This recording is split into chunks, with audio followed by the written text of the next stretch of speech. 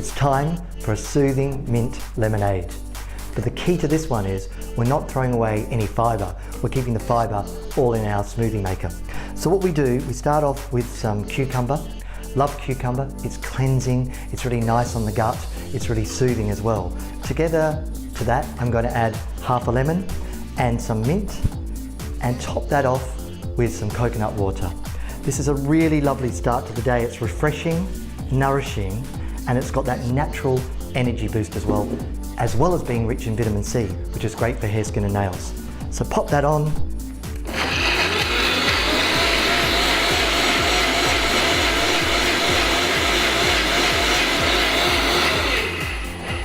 So this is really going to hit the spot in terms of satiety and in terms of taste. So you'll have a zingy lemon taste together with the cucumber.